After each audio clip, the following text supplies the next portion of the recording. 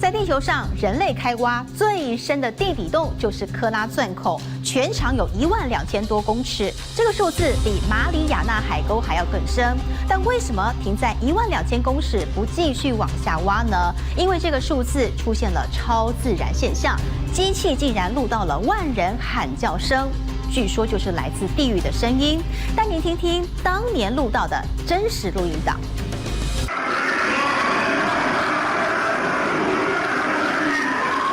凄厉的惨叫声令人不寒而栗，里头究竟藏了什么？这段录音来自科拉超深井，是人类有史以来挖掘最深的钻孔。苏联花费20多年钻出深达12公里的洞，也是最接近地心的地方。诡异音档曝光后，有人说苏联挖到了地狱的入口。The 17 horrifying seconds of the screams of the damned, the screams of the hell. 冷战时期，美苏两国在探索、开采等领域争霸，苏联更以探索地心为目标。当年的工作人员透露，在钻探深度接近13000米时，传出令人恐惧的声音。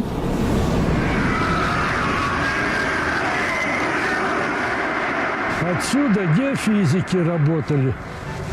У них шел трос, и они опускали свои приборы вот в это отверстие. 他们向井中放了一个耐热话筒，话筒融化前录下了凄厉悲惨的尖叫声，仿佛地狱之声。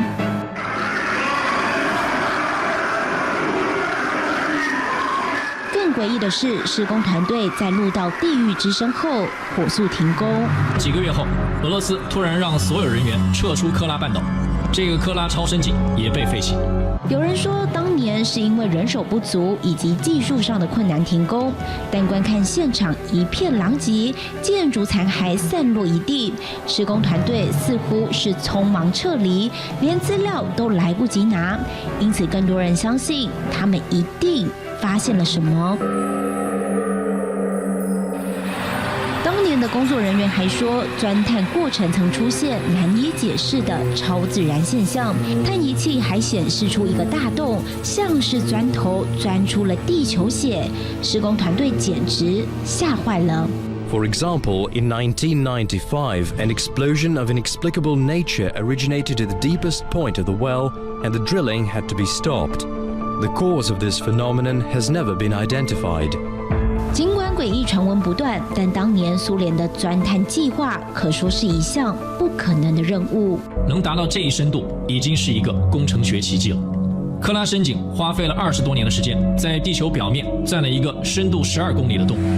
时间回到上世纪60年代，美国提出太空及深海探索计划2大壮举，苏联不甘人后，以探索地心为目标，在人烟罕至的科拉半岛进行钻探工程，目标直钻地心。The chosen drilling site was located 10 kilometers to the west from the town of Zapolyarny. The borehole is situated in the northeastern part of the Baltic Shield and reaches Archean ore-bearing rocks, which are typically to be found in ancient bedrocks of the continental crust. The site is by all accounts ideal for super deep drilling. 决定好地点后，苏联立刻组织钻探团队，成员包括钻探领域的专家和地质学家。The prize for Soviet engineers is not just outperforming the USA and gaining new geological data. They also want to control the Earth's resources. 1970年5月，钻井工程开始。一开始，钻头顺利穿过坚固的花岗岩层，但随着深度越深，困难度也随之加深。7公里以下的地方出现了好几层不稳定的岩石层，钻井也因为空洞而开始塌陷。钻探过程中不断发生事故，每次都要从较浅的地方重新开始钻孔。科拉钻井开挖2年后，深度达到7263米，但当时美国已经在厄克拉荷马州挖出一个深度9583米的罗杰斯洞。为了超越美国，苏联目标超过1万米。在钻探过程中，苏联在9500米的地方发现了一处金矿，那里似乎存在一个金矿层，岩芯提取的含金量能达到80克每吨。金矿的发现对当地和国家经济产生影响，吸引各方关注和争夺。但越钻越深，在接近1万米深度时，因为地下的高温高压环境，使得钻头频繁故障。也因为如此，从某些角度来看，这个钻井就像是一棵有许多树枝延伸的树木。计划执行9年以后，深度达到了10636米。接下来越往下越难挖，甚至每天只能挖1到2米，因为温度越来越高，钻头甚至成了消耗品。And in 1983, the depth of the borehole reached 12,066 meters. 苏联本想继续往下钻，但地底温度太高而作罢。地底下究竟藏了什么？是否为地狱入口？尽管科技越来越进步，科学家们依旧不敢贸然行动，就怕开通了地狱之门。一代女皇武则天的陵寝有着超强的防盗科技，光是墓室周围就有2500条的巨石组成。1000多年前的唐朝工匠哪来的起重设备，能够搬运上千条的巨石，而且还要能够整齐堆叠成39层高，实在难以想象。更神秘的是，在墓穴的周围还有一整排的无头人像。这一位一代女皇究竟想留给后人什么讯息？武则天的乾陵有着挖不动的神秘传说，这也是唐18陵中唯一一座没有被盗的陵墓。除了主墓以外，乾陵还有17个小型陪葬墓，葬着其他皇室成员以及功臣。前后动用了20万人，修建了22年，整个陵园包括陪葬墓在内，占地达30余万亩，可谓唐朝皇陵之首。前往陵墓的神道两旁还有许多高大的石头雕刻，气势相当雄伟。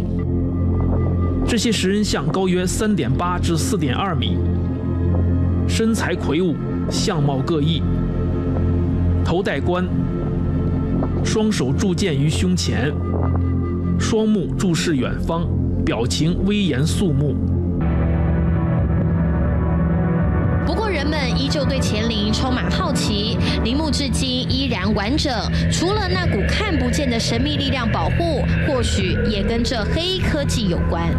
梁山附近的村民在半山腰开山采石时，意外炸出了几根巨大的石条，于是立刻将情况上报给了有关部门。专家赶到现场后，发现这些石条不仅打磨得十分平整，而且大小都几乎一样，每块都重达2吨以上。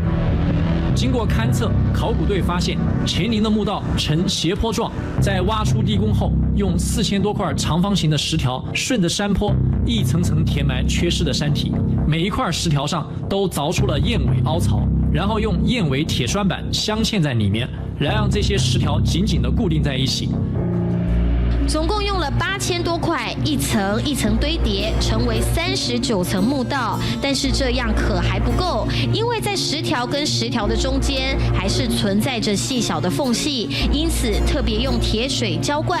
即便现在科技再发达，面对这39层墓道，依旧无法打开。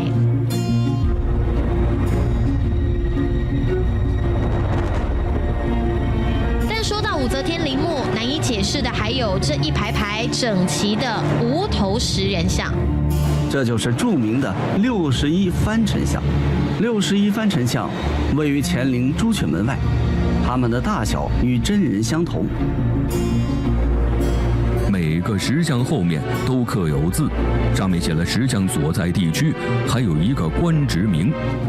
这些石像每一个都没有头，而且仔细看看，他们身上的雕刻服饰都不太一样，但是都两手前拱，看起来姿态谦恭，仿佛在恭迎皇帝到来。有人认为这些石像刻画的是当初来到唐朝的一些外国使臣，但是相当诡异的是，为何他们都少了头部？说法众说纷纭。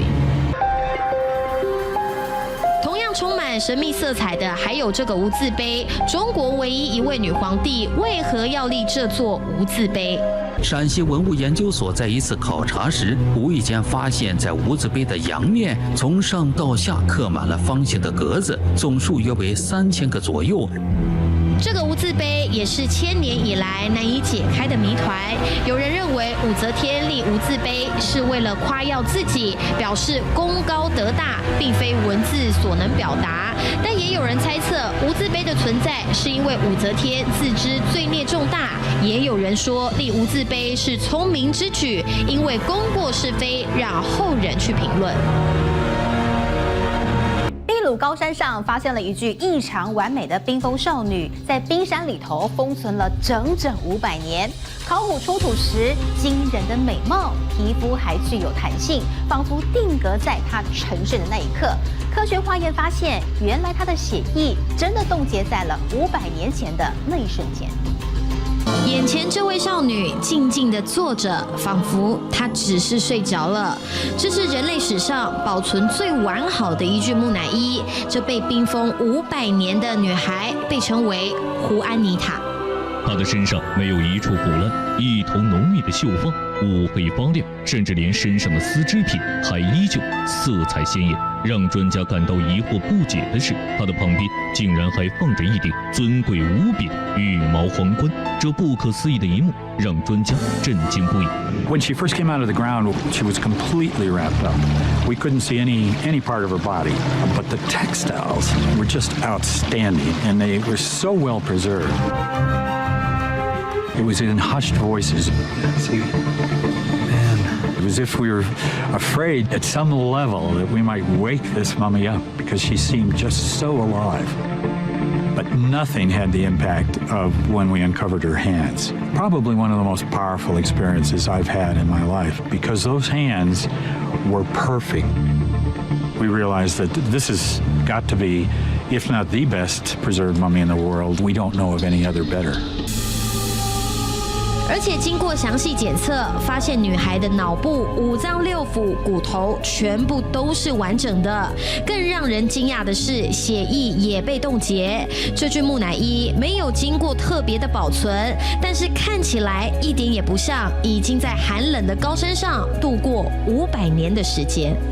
Everything seemed totally untouched. It was perfectly preserved. Nothing, not a feather had shrunk, not a color had faded. The archaeologist's dream.